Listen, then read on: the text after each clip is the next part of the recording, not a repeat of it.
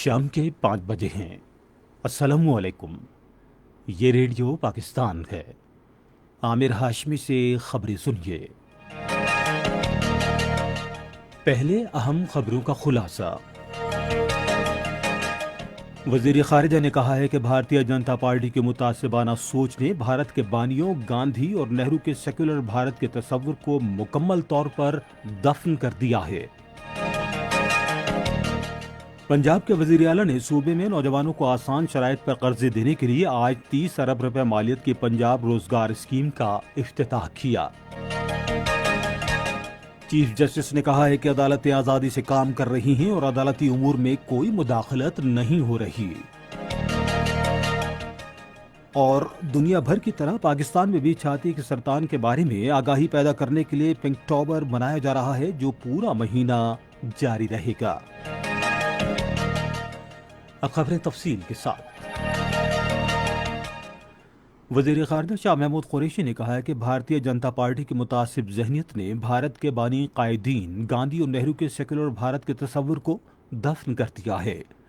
انہوں نے کوٹ مٹھن شریف کے نگران خواجہ معین الدین محبوب کوریجا سے آج اسلام آباد میں گفتگو کرتے ہوئے کہا کہ بھارتیہ جنتا پارٹی کے ہندوتوا نظریات سے مسلمانوں اور دنیا بھر کے دیگر مذاہب کے لوگوں میں غم و غصہ پایا جاتا ہے۔ خواجہ معین الدین کوریجا نے دنیا بھر میں اسلام کے خلاف بڑھتے منفی رجحان پر وزیر خارجہ کے واضح مواقف کو سراہا۔ پاکستان نے ایک بار پھر مطالبہ کیا ہے کہ کشمیریوں کے خلاف جرائم پر بھارت کا احتساب کیا جائے۔ دفتر خارجہ کے ترجمان زاہد حفیظ نے آج اسلام آباد میں ہفتہ وار نیوز بریفنگ کے دوران کہا کہ وزیر خارجہ شاہ محمود قریشی نے اقوام متحدہ کی سلامتی کونسل کے صدر کو ایک اور خط لکھا ہے، جو عالمی ادارے کو غیر قانونی طور پر بھارت کے زیر قبضہ جموں و کشمیر میں انسانی حقوق کی سنگین خلاف ورزیوں سے آگاہ کرنے کی کوششوں کا حصہ ہے۔ وزیر خارجہ نے اپنے خط میں مقبوضہ کشمیر میں انسانی حقوق کے منظم اور سنگین خلاف ورزیوں، مقبوضہ علاقے میں آبادی کا تناسب تبدیل کرنے کے لیے بھارت کے غیر قانونی اقدامات اور بھارت کے جنگی جنون، بیان بازی اور کارروائیوں سے امن و سلامتی کو درپیش خطرات کو اجاگر کیا ہے۔ ترجمان نے کہا کہ بھارتی حکومت کی جانب سے ایمنسٹی انٹرنیشنل کے خلاف حالیہ کارروائی اس کے انتہا پسند ایجنڈے کی ایک اور عکاسی ہے، جو انسانی حقوق کی خود مختار تنظیموں سے سچ سننے کے لیے تیار نہیں ہے۔ پنجاب کے وزیر اعلیٰ سردار عثمان بزدار نے آج 30 ارب روپے مالیت کی پنجاب روزگار اسکیم کا افتتاح کیا، جس کا مقصد صوبے کے نوجوانوں کو قرضے فراہم کرنا ہے۔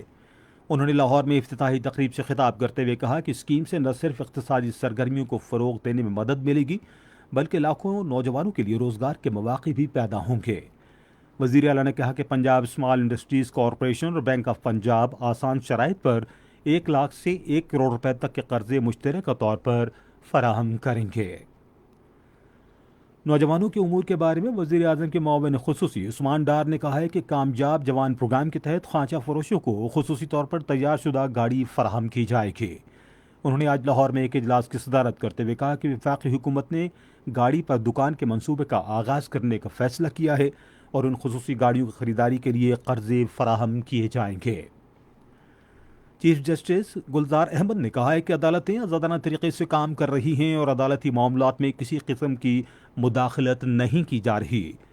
کوئٹہ میں بلوچستان ہائی کورٹ کی پاکستان بار کونسل کی ایک تقریب سے خطاب کرتے ہوئے انہوں نے کہا کہ سپریم کورٹ عوام کے بنیادی اور آئینی حقوق کی محافظ ہے۔ چیف جسٹس نے کہا کہ بلوچستان سے متعلقہ کیسز کو ترجیحی بنیادوں پر نمٹانے کے لیے کوششیں کی جا رہی ہیں۔